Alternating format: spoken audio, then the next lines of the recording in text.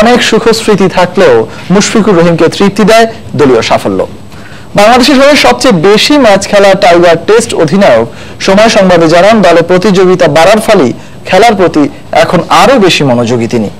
মুশফিকুর রহিমের সাক্ষাৎকারের ধারাবাহিক প্রতিবেদনের শেষ পর্বের বিস্তারিত জানাচ্ছেন সাজিদ মুস্তাহিদ। 2005 সালে লর্ডসে অভিষেক, নিয়মিত হতে কিছুটা সময় নিলেও 2007 বিশ্বকাপ থেকে জাতীয় দলে নিয়মিত মুখ মুশফিকুর রহিম।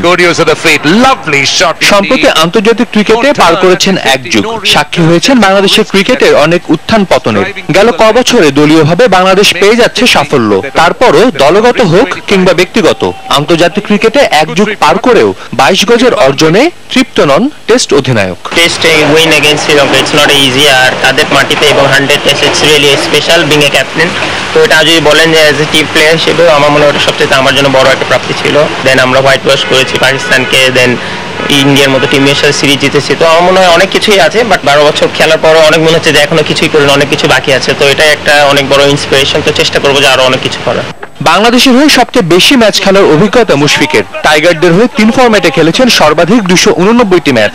দলের অন্যতম সিনিয়র ক্রিকেটার হলেও খেলার প্রতি তার নিবেদন কমেনি এতটুকু। মুশফিকের একাগ্রতা অনুসরণীয় অনেকের কাছেই। এখন আসলে কম্পিটিশন অনেক আর প্লেয়ারদের মধ্যে, তো আমি চেষ্টা করি যে ডে ইন ডে আউট চেষ্টা করি নিজের ইমপ্রুভ করার এবং প্রতিদিনই। আর যেটা আমি আরো আগে বলেছি যে বাংলাদেশ টিমের পরে খেলা ইচ্ছেতে বড় মোটিভেশন কিছু হতে পারে না, কারণ সবাই হয়তো চায় যে খেলতে, বাট অনেকে হয়তো আল্লাহ সেই তৌফিক দেয় না। প্লেয়ার হিসেবে কন্ট্রিবিউট করার চেষ্টা করেন না, যে আমি মনে করি যে এর চেয়ে বড় দেশের জন্য ভালো সম্মান নিয়ে আসতে পারেন, এর চেয়ে বড় আর কিছু হতে পারে না।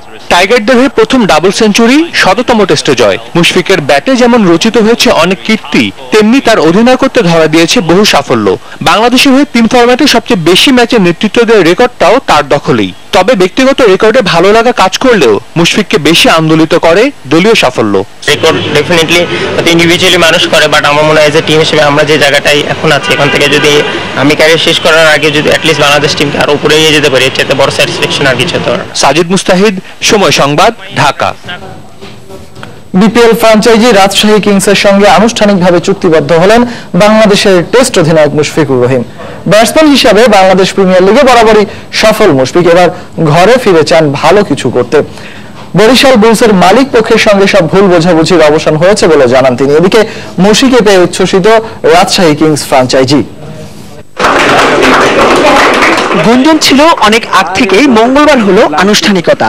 ঘরের ছেলে ফিরেছে ঘরে, তাকে বরণ করে নিতে নানান আয়োজন রাজশাহী কিংস কর্তৃপক্ষের। আনুষ্ঠানিকভাবে আইকন ক্রিকেটার হিসেবে বরিশাল বুলস ছেড়ে রাজশাহী কিংসে যোগ দিলেন বাংলাদেশ দলের টেস্ট অধিনায়ক মুশফিকুর রহিম। বিপিএল এর সর্বোচ্চ রান সংগ্রাহক মুশফিক 4 আসর মিলিয়ে করেছেন 1145 রান। এবারের আসরে তাই মুশফিককেই প্রথম পছন্দ ছিল কিংসের। প্রথম আসরে দুরন্ত রাজশাহী হয়ে সেমিফাইনাল খেললেও এরপর আর সেরা চারে খেলা হয়নি বগুড়ার এই ক্রিকেটারের। গেল মৌসুমে রানার্স আপ হয়েছিল পদ্মাপাড়ের দলটি, তবে এবারের প্রথম লক্ষ্য সেরা চারে জায়গা করে নেওয়া। রাজশাহী কিংসে লাস্ট ইয়ারে কিন্তু এমন কোনো টিম পেন অন পেপারে ছিল না, বাট তারা যে অসাধারণ পারফরমেন্স করেছে, তো অনেক সময় দেখা যায় যে এরকম করে অনেক সময় টিম ভালো হলেও হয় না, অনেক সময় রেজাল্ট, আবার অনেক সময় টিম খারাপ হলেও অনেক সময় রেজাল্ট আসে। রাজশাহী আমাকে যে উদ্দেশ্যে নিয়েছেন এবং তাদেরও একটা প্ল্যান আছে যে রাজশাহী টিমকে যেন আমরা চ্যাম্পিয়ন করাতে পারি, তো ডেফিনেটলি সেখানে করতে হলে আপনাকে অ্যাজ এ ক্যাপ্টেন বলেন বা অ্যাজ এ প্লেয়ার বলেন, আপনাকে টপ পারফরমেন্স অবশ্যই করতে হবে। এবারের বিপিএল এ আলোচনার কেন্দ্রে 5 বিদেশি ক্রিকেটার খেলানোর সিদ্ধান্ত। পক্ষে বিপক্ষে অনেক মত আসলেও মুশফিক এ ব্যাপারে কিছুটা ডিফেন্সিভ। 5 জন বিদেশি প্লেয়ার ডেফিনেটলি যে কোনো টিমে থাকলে এখানে একদিক দিয়ে হবে যে হয়তো আমাদের একটা লোকাল প্লেয়ারের স্পটটা কমে যাবে, বাট আরেকদিকে আপনি যদি চিন্তা করেন দেখা যাবে যে এখন অনেক টাফ কম্পিটিশন হবে, যেটা কিনা আমার মনে হয় তারা যদি এই ডোমেস্টিকে এই মানে প্র্যাকটিসটা করতে পারে, আমার মনে ইন্টারন্যাশনাল গিয়ে এটা অনেক হেল্প করবে। আমার আসলে কোনো কিছু কাউকে প্রমাণ করার জন্য আসলে খেলার এরকম মোটিভেট আমার কাছে না, আমি আসলে নিজের কাছে নিজে চ্যালেঞ্জ নেওয়ার চেষ্টা করি। দল হিসেবে এবার দারুণ ভারসাম্যপূর্ণ রাজশাহী কিংস। গতবারের মেহেদী মিরাজ, মমিনুল আর ফরাত রেজার সঙ্গে এবার যোগ দিয়েছেন সিমন্স, ফ্রাঙ্কলিন, লুকরাইট, ওয়ালার, সামিত পাটেলের মতো ক্রিকেটাররা। তাই তো দারুণ কিছুর প্রত্যাশায় ফ্র্যাঞ্চাইজিটি। টিম যারা তৈরি করেন, এর যারা কোচ আছেন, যারা ম্যানেজার আছেন, তারা কিন্তু কোন পজিশনে কে খেলবে এরকম লোকদেরকে তৈরি করেন এবং সেই পরিপ্রেক্ষিতে প্লেয়ার সিলেকশন হয়। কেউ আসবে কেউ যাবে, এটা কিন্তু নর্মাল প্রসেস, এটার সাথে কোনো ধরনের কোনো মনোমালিন্য কোনো কিছুই নেই। তবে কে হচ্ছেন রাজশাহী কিংসের এবারের অধিনায়ক সে ব্যাপারে এখনো কিছু পরিষ্কার করেনি মালিক পক্ষ। মাহবুব রিমন, সময় সংবাদ, ঢাকা। এবছরের শেষেই নিজেদের ক্রিকেট ইতিহাসে প্রথম টেস্ট ম্যাচ খেলতে যাচ্ছে আফগানিস্তান, আর সেই ম্যাচের জন্য তাদের সম্ভাব্য প্রতিপক্ষ জিম্বাবুয়ে।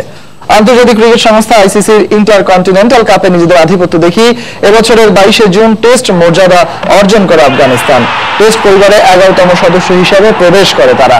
টেস্ট স্ট্যাটাস পাওয়ার পর থেকেই নিজেদের ক্রিকেট ইতিহাসে প্রথম ম্যাচটি খেলতে ইতিমধ্যে টেস্ট পরিবারের বাকি সদস্য দেশগুলোর সঙ্গে কূটনৈতিক তৎপরতা চালাচ্ছে আফগান ক্রিকেট বোর্ড, যেখানে জিম্বাবুয়ে ক্রিকেট বোর্ডের পক্ষ থেকে সবুজ সংকেত পেয়েছে তারা।